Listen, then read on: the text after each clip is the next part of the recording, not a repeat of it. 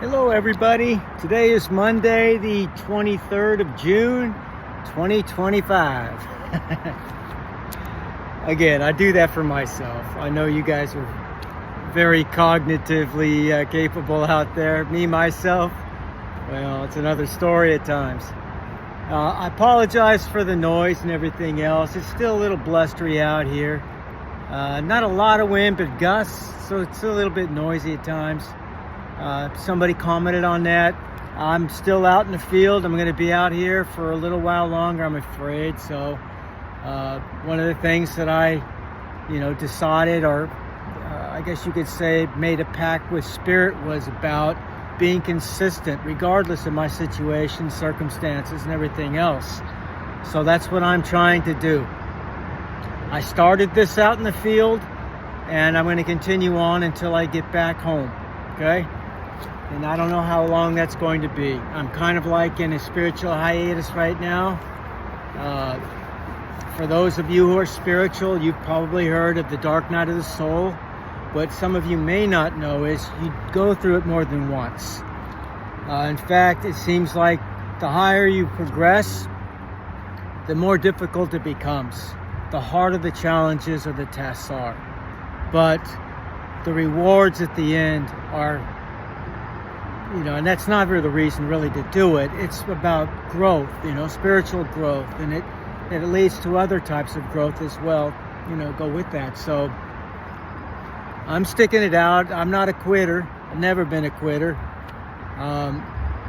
So that's unfortunately why it's still a little bit noisy out here.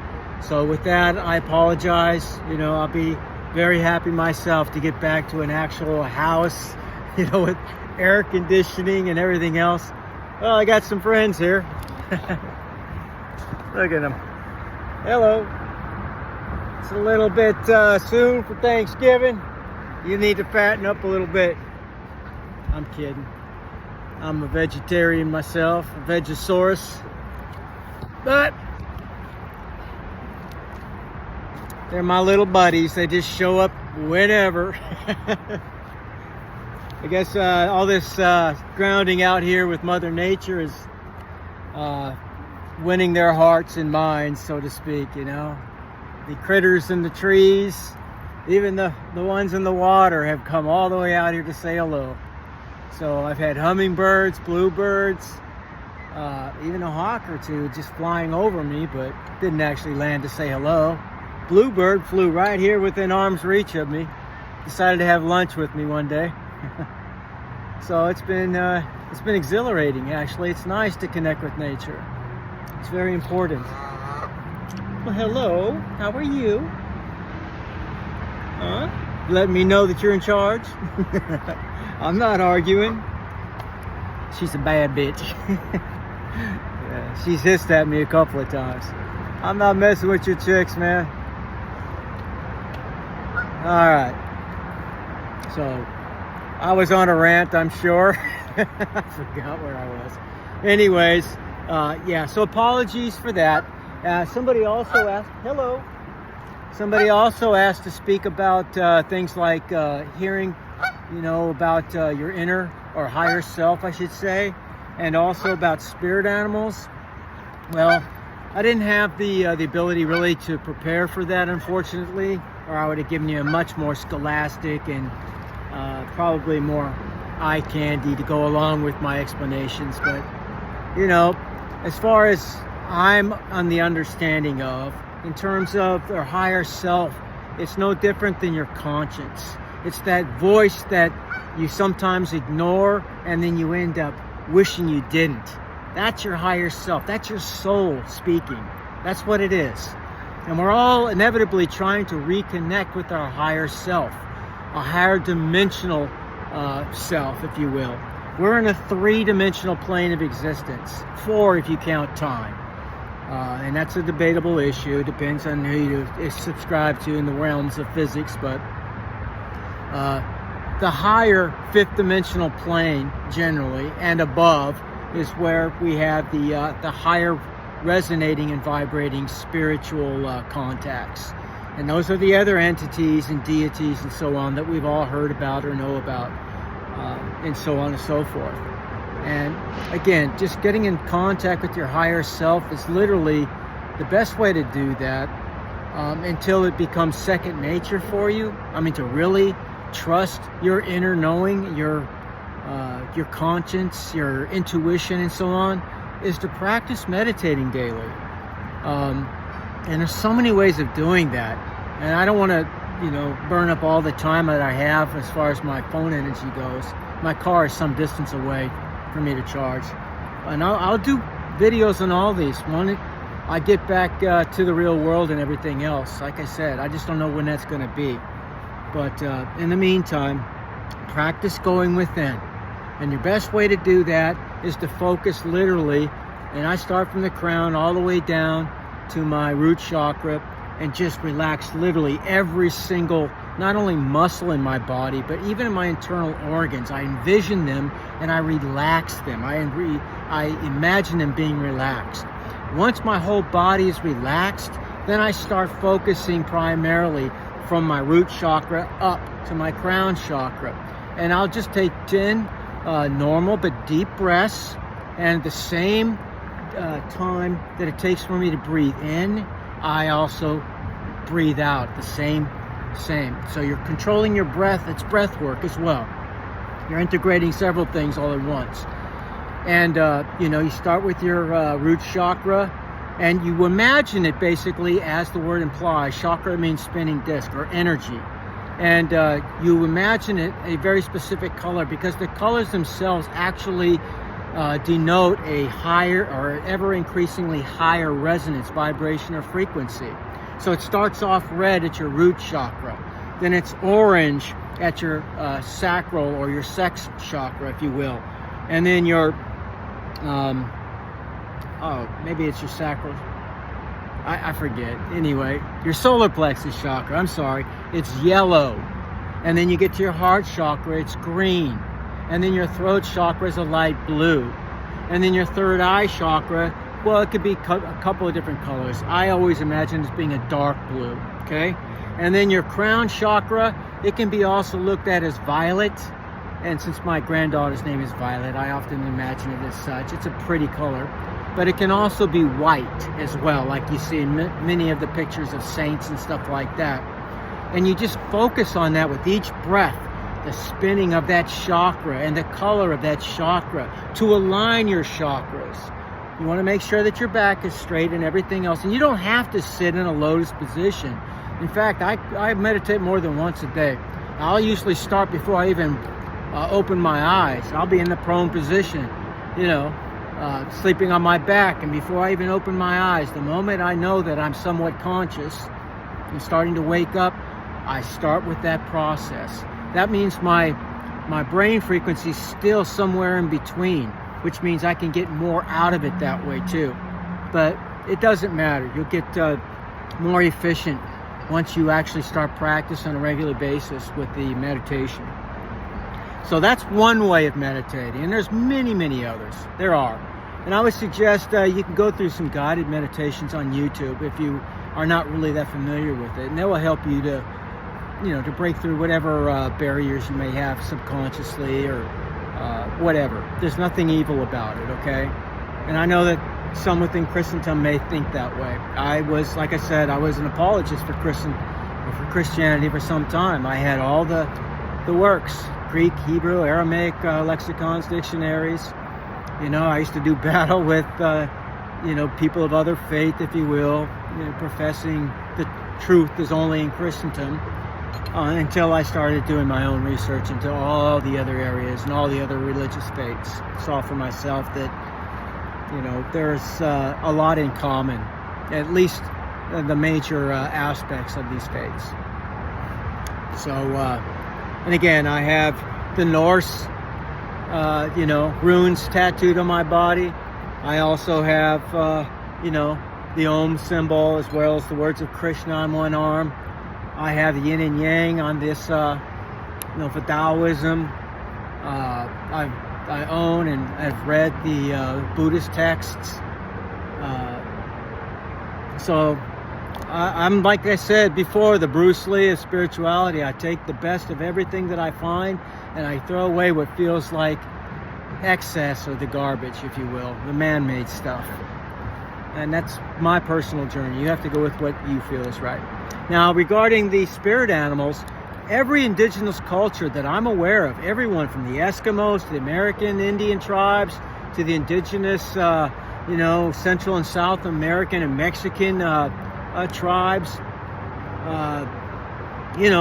Aboriginals in Australia, they all have animal totems or animal spirits that they feel guide them, or in some cases actually protect them. And some may even say that your guides may actually come back in this reality, the three-dimensional plane of existence, as a specific type of animal. They say, for example, in witchcraft that we have our muse, or what do they call them in witchcraft? I forget. But anyways, that animal, which is embodying a spirit, and that spirit is an advanced spirit, maybe one of your ancestors, for example, something of that nature. I've literally had, in the midst of a spiritual journey, like a hummingbird come right up, a beautiful big blue turquoise and green hummingbird, one of the biggest ones I've ever seen, and it hovered no further away from my face than this, and it just watched me and just deeply looking in my face, and it's like, man, this is a trip. I've never seen this before, and it was in the midst when I was looking for spiritual guidance and everything else, and it gave me a sense of peace that I didn't have before that point. Now, sure, there could be a psychological explanation for that, but if you look into the Jungian psychological aspect of things, you can see how some of this could actually carry over in his belief system. But he wasn't contrary in any way to deeper spiritual beliefs and understandings and gleanings. Not at all. So, and some of the greatest minds that ever lived always thought, and I'll use Nikola Tesla as an example. He's one of the greatest minds we had last century. I mean, presumably when asked talking to Albert Einstein, asking how it was like to be the smartest man in the world, and he said, well, you have to ask Nikola Tesla.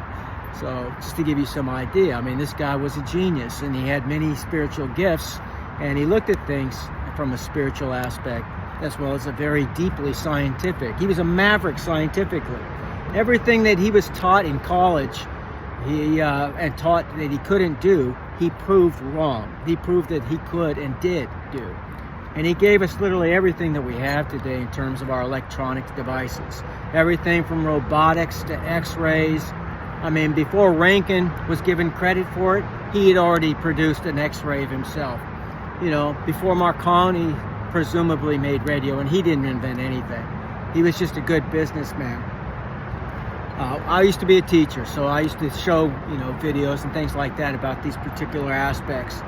And Marconi, even though he got credit for it, and that was taken away from him recently, I understand, he stole a lot of the information from people such as Nikola Tesla and marketed it for himself before they did. Nikola Tesla was never after money. So I know I'm getting off on a tangent, but look into him. He's a genius.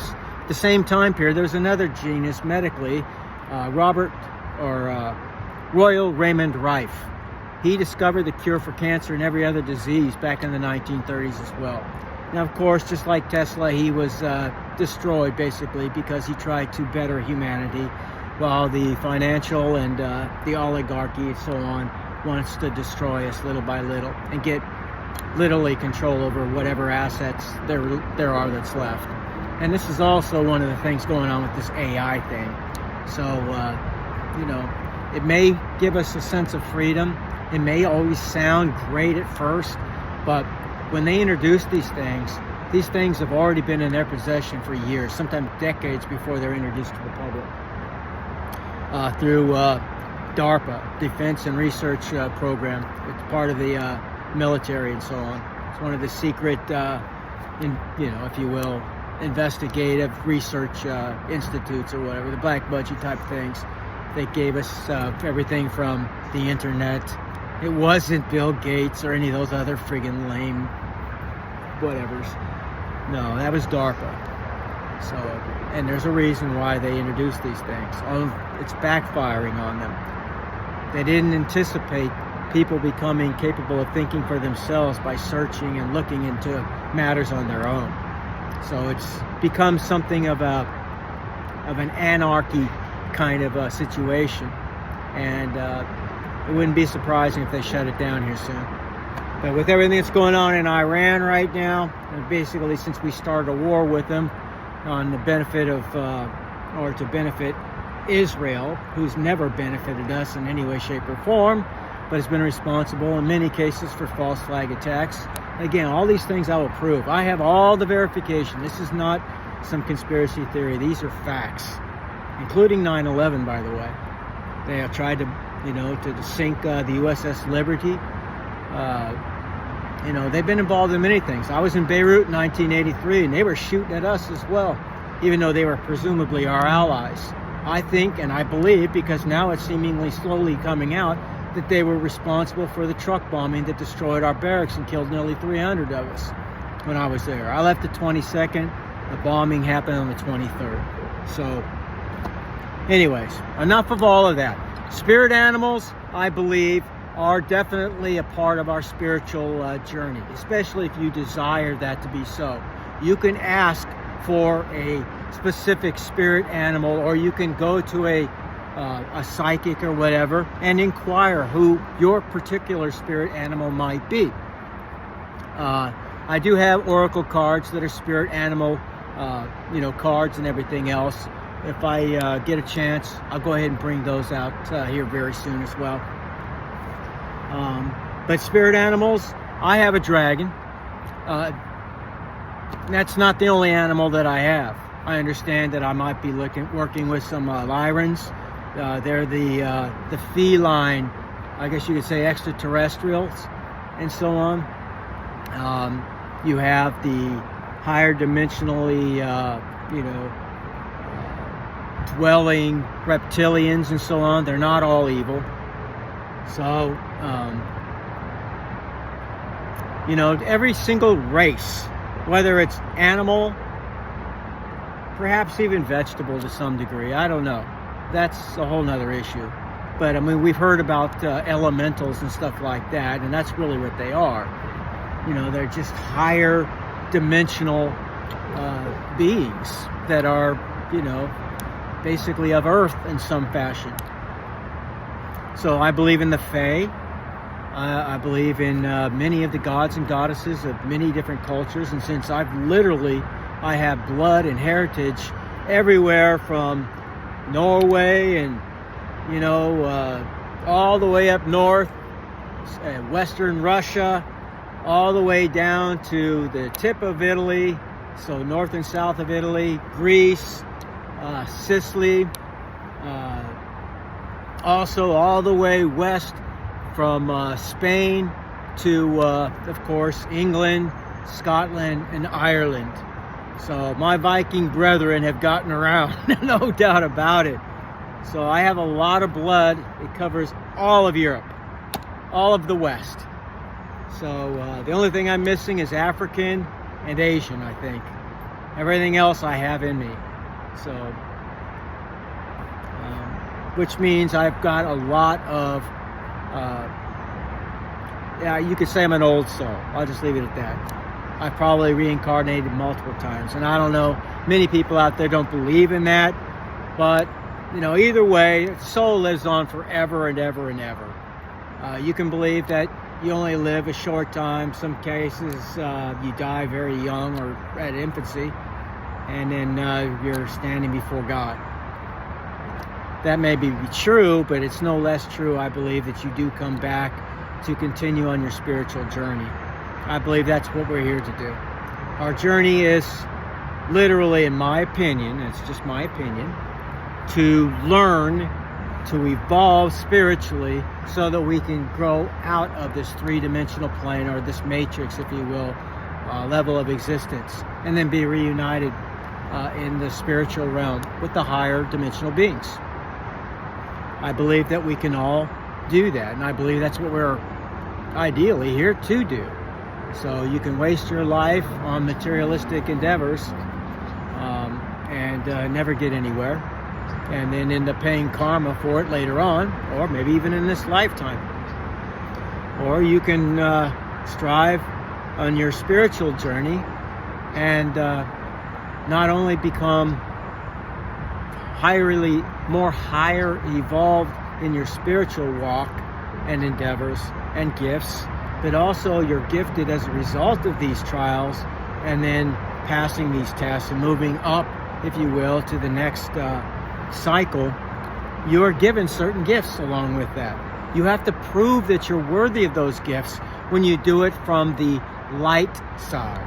If you do it from the dark side, you can cheat. You can actually get some of these things quicker, but you lose so much more without even realizing it as a result of it, including your life. You lose your energy, you lose your health, you lose your spiritual standing. You're going to have to make up or start all over again on your spiritual journey. In some cases, depending on what levels you've gone to get these things, you may have to go through several lifetimes to get to a place where you can start moving forward again. And I know a couple of people are in that situation. So,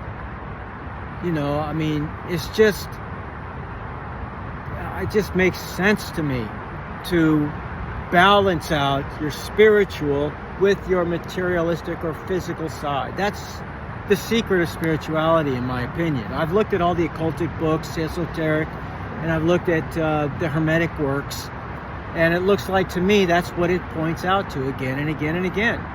It's about balance, and you see that in the 3 pillars of Rosicrucianism. You see that in the Tree of Life in both the Norse belief system as well as that of the Kabbalah. And where you see the middle pillar, the one where the balance is of both the light and the dark, is the only one that reaches to heaven. And I believe that to be true because we all have a dark side as well. We can't deny it. We have to come face to face with our shadow. Okay? And that's of ultimate importance in our spiritual journey.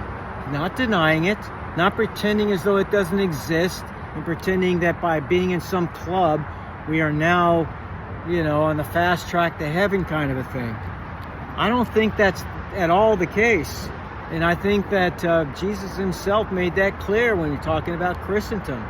And he said that even though your works may be looked at as filthy rags, by their works you will know them, right? By their fruit you will know them. If they're not producing any fruit, then what does that say about their spiritual journey? Are they really saved? Are they really on this spiritual journey? Or are they just fooling themselves and everybody else around them?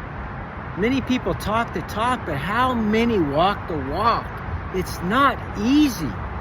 It's hard, but it's so worthwhile. Look at every religious leader who's ever risen in any way, shape, or form to be the leader that they had become. They didn't set out to start a religion. That happened later after they were gone usually. People followed them because they saw the greatness in them. Whether it's Krishna, whether it's Christ, whether it's Odin, it doesn't matter, it's always the same. And then men write, words about them, and they say, well, now we got to make sure everything is uniform. Everybody has to dot their I's just like me, cross their T's just like me, blah, blah, blah, blah, blah. So I say, get away from organized religion. That's my advice. Follow your own path. Listen and learn to develop your intuition. Follow your intuition. It will never lead you astray. But you have to learn, listen to it and to trust it. And that comes only through trial and error. Now, I'm going to stop there. I'm going to go ahead and post this out there before it gets too long. And then I'm going to go ahead and post the energy for today instead of carrying on. It'll be too long. Okay, so with that being said, I'll see you guys in a little bit after I post this. And, thanks for the questions. I wish I could give you a more academic response. I'm just not in a position. I don't have all my books, my computer, and everything else. I do have my phone, but my energy is, I'm almost out as it is. So, and I'm a long ways away from my car right now. So, Anyway, with that being said, thank you for the questions. Keep them coming. Let's develop the dialogue and support one another with prayers and so on. If you need prayers, let me know. I'll give them to you.